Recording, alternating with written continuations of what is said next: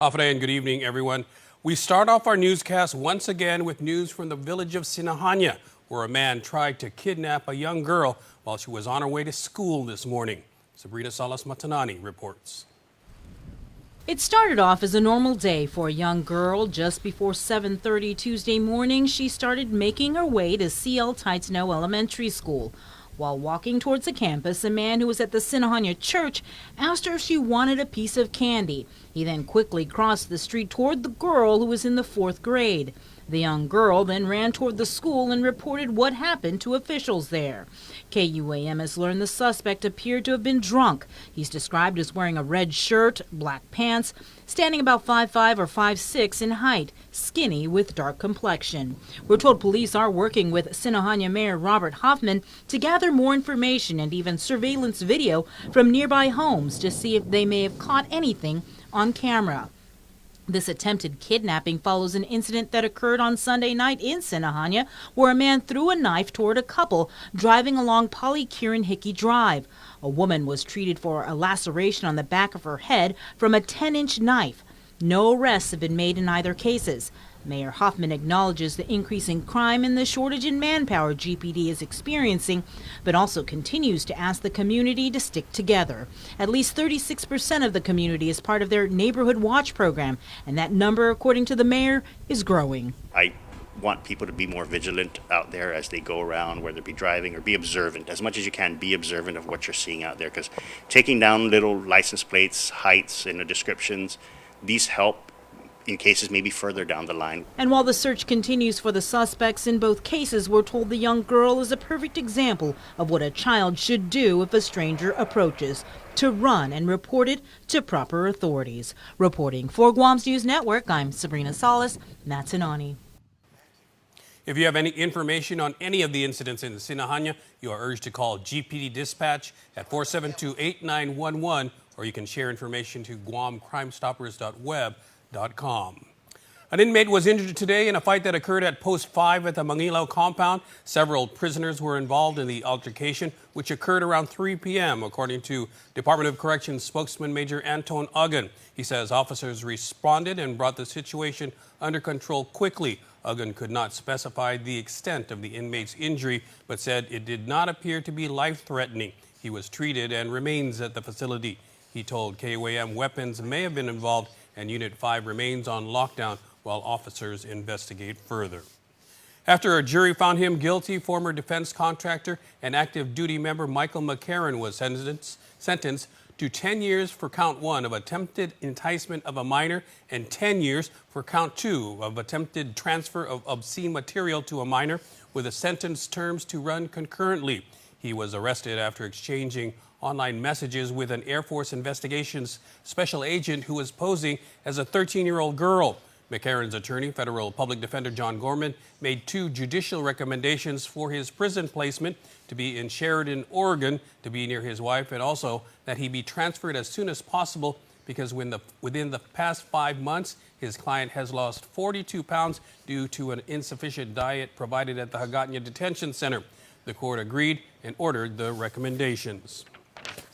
Meanwhile, a pair of newly signed laws will now provide for officer reservists at the chronically undermanned Corrections Department and a commissary for inmates. Acting Governor Josh Tenorio signed the measures today, both authored by Senator Jose Pito Turlahi. One establishes a trained civilian volunteer officer program to augment staff, similar to the police reserve program. The other new law reauthorizes a commissary facility where inmates can purchase food and other commodities on the site.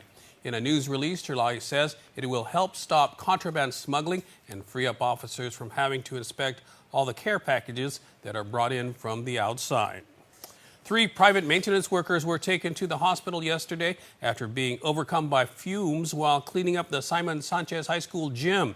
GFD spokesperson Kevin Riley says the 3 were using bleach to sanitize the boys' locker room and were overwhelmed by the vapors due to poor ventilation. Units arrived and found 1 male unconscious and unresponsive and 2 females conscious and alert but feeling ill. They were taken to GRMC. Education Superintendent John Fernandez says the unconscious man was found by a student who immediately called 911. Fernandez says he will be getting a report from the custodial vendor and principal. No students were harmed. Last week during the Mayor's Council of Guam meeting, Department of Agriculture briefed the mayors on a plan that they plan to roll out in August. Joan Uggan-Charfras has more on the plan that aims to stop stray dogs from attacking those in the community.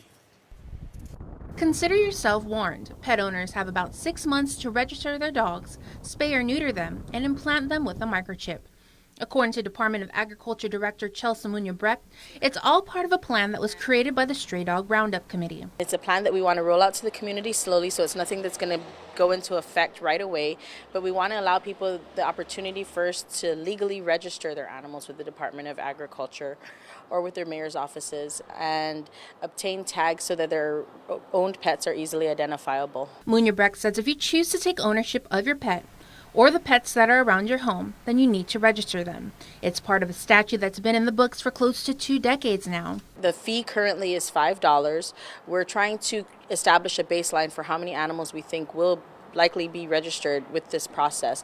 And then once you take ownership of that pet and it belongs to you, then it wouldn't be captured during the roundup. According to information collected by Guam Animals in Need, there are roughly 60,000 stray dogs on island.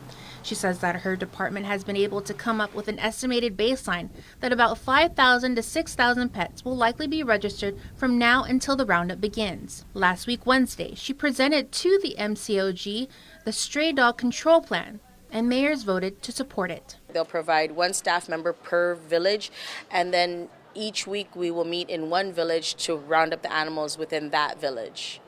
And then we'll separate the animals based on those that will be spayed and neutered, those that will be sent to Gaydon for adoption, and then the really scary, aggressive animals that we worry about attacking children and people, those will be euthanized for the protection of the community. The roundup will take place once during the week, and they'll start in the villages that have the highest number of stray dogs and complaints. Right now, they're working with the mayors to set up registration at their respective village offices so that it's more convenient for pet owners. Once we have that process established, then it'll be much easier for residents to do that. The task at hand is a huge undertaking. It's absolutely worth the undertaking, and we have the governor's full support, and we want to do this to help our community and protect the pets. Reporting for Guam's News Network, I'm Joan Uggan-Charfras. And Joan adds that a federal grant will be funding the operational costs of the Stray Animal Control Plan for 2 years, covering the purchase of necessary equipment such as humane traps, microchip readers, and additional dog kennels at the Gain Shelter in Jigong. After a pet dog named Pugo was found shot to death, senators have introduced legislation to outlaw animal cruelty. One of the measures introduced by Senator Joe San Agustin protects law enforcement canines by penalizing those that may cause harm to the working dogs. Guam Police Department police officers testified in support of the measure. GPD Investigations Bureau Chief Major Fred Chargaloff. They operate literally just like a police officer. So it would be no different than passing laws that would make it a crime, a felony to assault a police officer. Well, that canine is serving that same purpose. He puts his life on the line just like if an officer is carrying a firearm. While that bill would strengthen existing law, another measure introduced by Senator Sabina Perez called the Protecting Animal Welfare and Safety Act, or the PAWS Act, if passed and signed into law, will become PUGWA's law.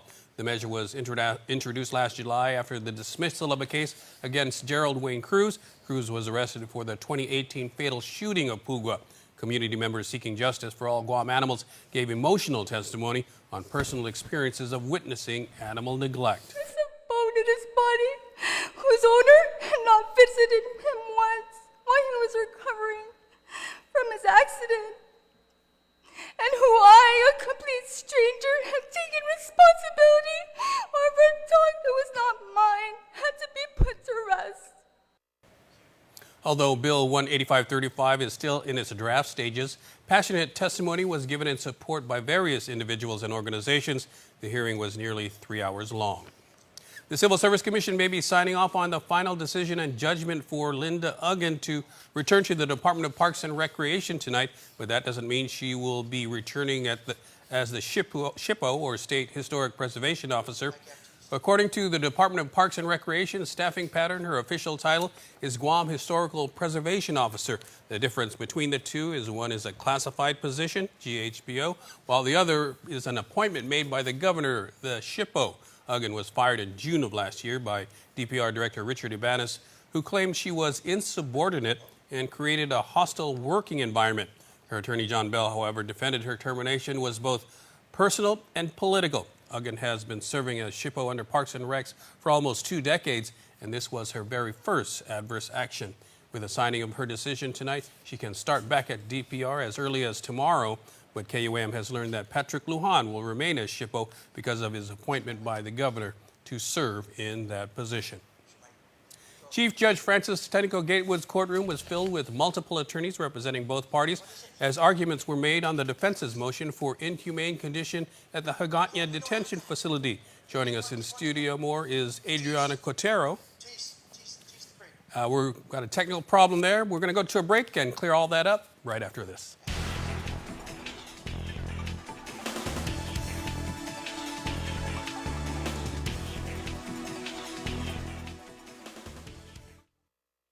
Green Energy Solutions, Inc. would like to congratulate GU Self-Storage along with Calvo Enterprises in doing their part by going green with a monthly power reduction by over 80%. Power consumption before installation was 39,700 kilowatt hours. After installation ended in 6,221 kilowatt hours, which resulted in savings over $10,000 a month. GESI also offers LED lights, solar thermal VRF air conditioning, and solar photovoltaics. Visit our website and let us help you save.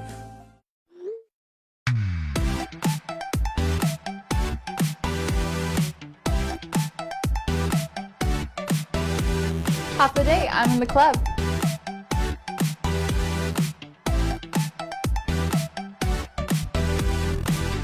Half a day, welcome to Two Lovers Point. Half a day, I'm in the club.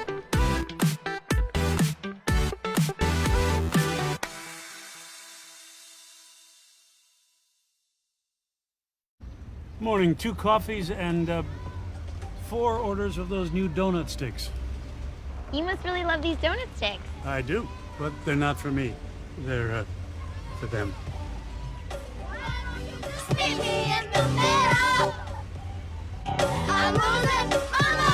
I will take a coffee, though. Introducing new cinnamon sugar donut sticks from McCafe. Made fresh every morning. It's a little sweet to go with your coffee.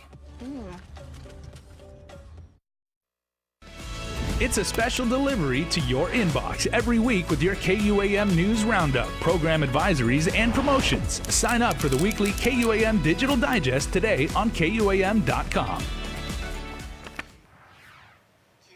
Welcome back, everyone. The White House released its budget proposal Monday for fiscal year 2021. President Trump is calling for increases in national security spending while slashing foreign aid and safety net programs, including affordable housing, Medicaid, and student loan assistance.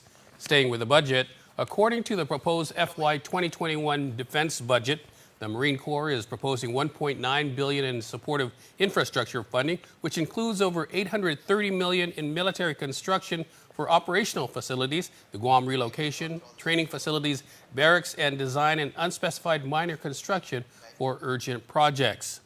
The president's budget also includes $619 million for the Department of Interior's Office of Insular Affairs for U.S. territories, which include American Samoa, Sina, Guam, and the Virgin Islands. According to Assistant Interior Secretary Douglas Domenech, the 2021 budget request prioritizes their mission to fulfill the insular area responsibilities in the Pacific and the Caribbean.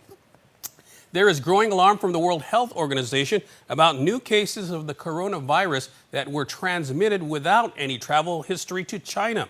In a news conference today, the WHO's Director General says the cases in France and the UK, quote, could be the spark that becomes a bigger fire. Here at home, tourism officials are also bracing for what could be the devastating impact of a prolonged global travel slowdown.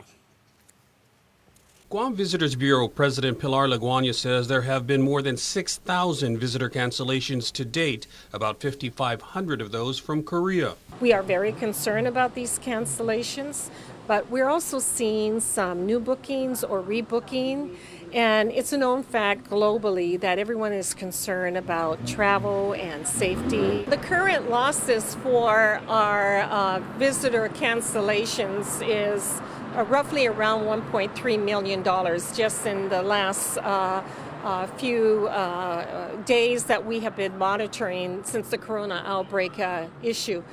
the impact can be devastating. Just how much a prolonged global slowdown will have on the industry and on Guam's economy in general can't be measured just yet.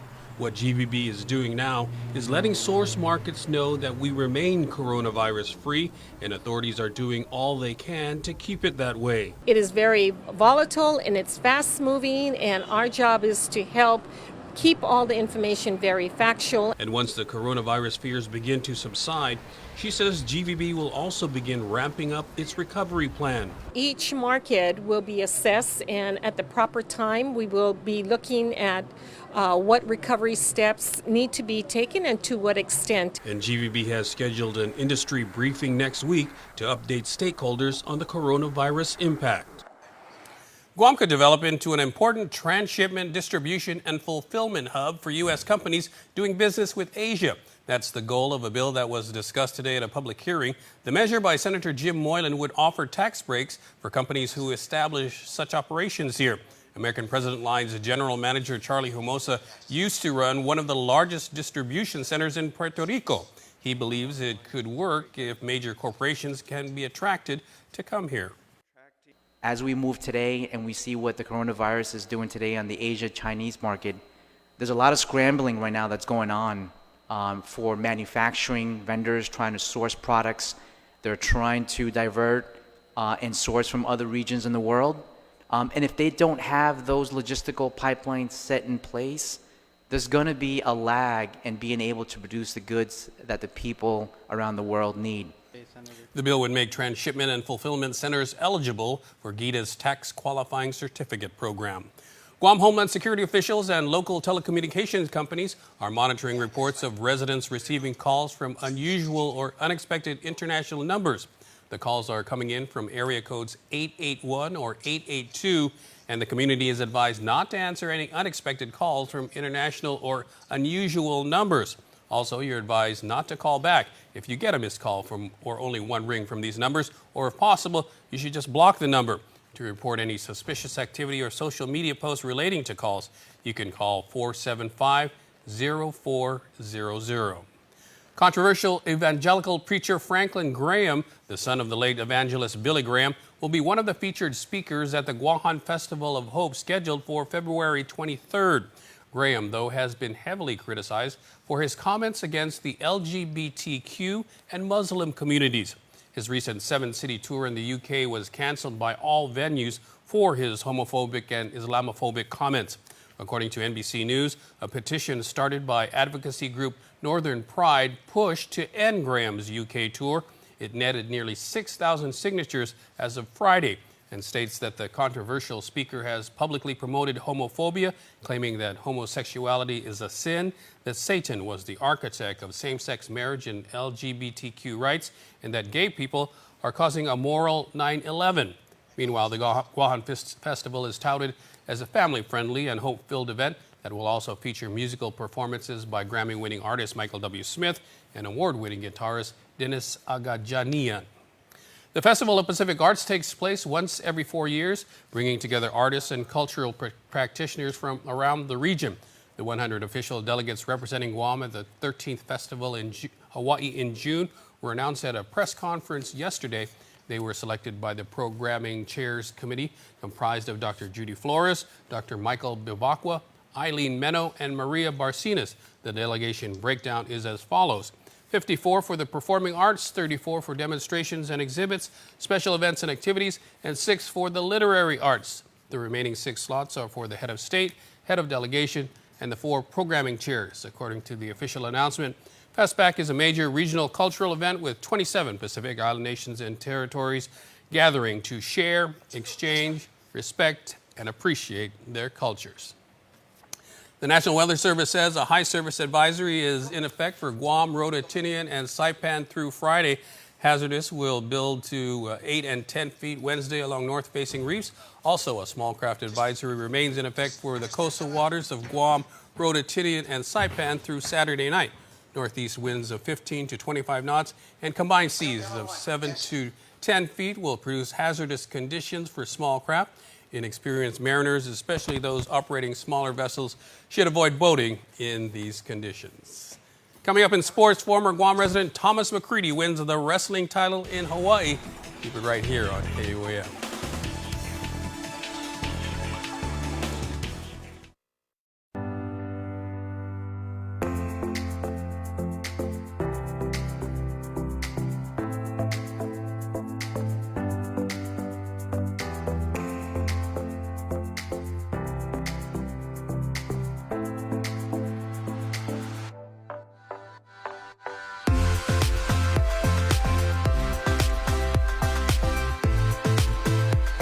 Make every day a plus.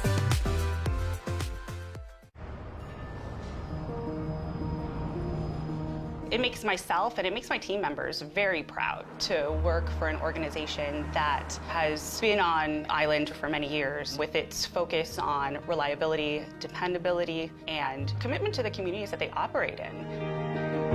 Matson's a great corporate citizen to the community. We all benefit from any sort of environmental commitment we make. One of the ways that we do that is with our Adahi Utano program. There's action behind it, and so action breeds commitment. With the Kaimana Hila coming to Guam, this brings a new age and modernization to the island. It's exciting for me because it's a brand new ship and we can carry more freight into the islands. It just shows growth for Guam and Micronesia. Matson would be nothing without its customers, and we hope to continue to serve you for decades to come. Based on the blockbuster that has critics craving. It's the all-new Buffalo Chicken Nacho Fries, topped with shredded chicken and drizzled with tangy buffalo sauce. Bring home this mouth-watering sequel with Taco Bell delivery.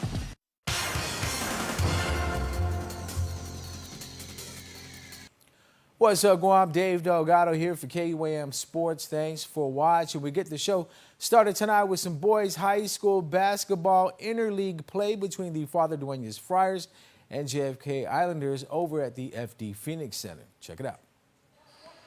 FD starting the game with a couple of starters out of the lineup against the JFK Islanders. Dean Welbacher cutting baseline, hits the shot off glass.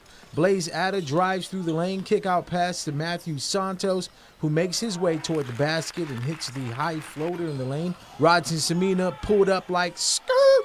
Deep ball from up top drops in for 3 points. JFK late getting back on defense. Daryl Robles goes up and hits the tough shot for the basket and one. Islanders getting a stop on defense. Jeremiah Kentucky with the tip out, speeds past the defenders and gets the layup to go for 2 of his team-high 12 points. Friars pick up the win at home, 53-40 to stay unbeaten on the season. Kyle Camacho with the putback for 2 of his 11 points on the night. Kaiser High School wrestler Thomas McCready recently won the OIA Beast of the East wrestling title for 160-pound competitors in Hawaii. McCready is in his 3rd year of wrestling at Kaiser and made it to state his sophomore season, losing in day 1 of the prestigious tournament. Thomas stepped onto the mats in the championship against a familiar face, ready to cash in on some payback. Yeah, it was a really tough match. The guy that I beat in the finals, he actually pinned me in like 30 seconds when I was a freshman. And I was like really not favored in the match. I was the underdog. But I didn't really let that get to me. I just went out there, did my thing, just wrestled. Yeah, so in 2 weeks it's going to be the state championships. And I have a lot of confidence now that I won this OIA title. So it's going to be good. The season is far from over for McCready. He says there are several other tournaments he's looking forward to. With a 23-1 record this season, Thomas is focused on trying to secure his first state title. Nationals, the Reno Worlds in Las Vegas, a tournament in Colorado, and camps in the summer will definitely keep him busy. No matter how far he is from the island, Thomas is always representing the 6'7" with his signature socks on the podium. Came back this one summer. I remember how much it meant to me, and I just couldn't leave it behind, you know. And I really love Guam. I love my family in Guam. They do everything for me. They support me, you know. And when I went into this match, all I thought about was everything they'd done, so I couldn't let them down. In youth soccer news, out of the Triple J Robbie Weber Youth Soccer League, congratulations to the Islanders FC for winning their opening day game in the U8 division. The Islanders defeated NBG MWR South Dolphins 8-5. Caden Kiko Espinal scored 5 goals in the win in his very first season playing the sport. Teammates Rio Finch scored twice, while Noah Cruz added a goal in the team's winning effort. Shout out to Coach Mariah and Coach Robin.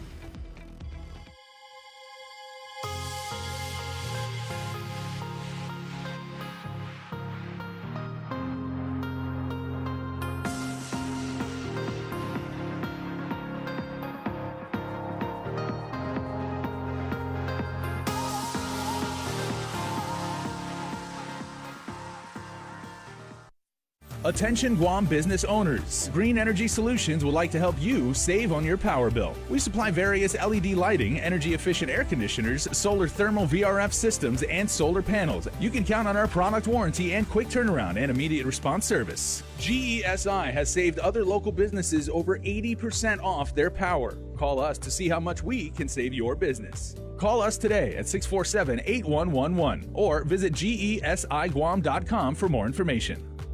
My family is on whole home Wi-Fi powered by Plume.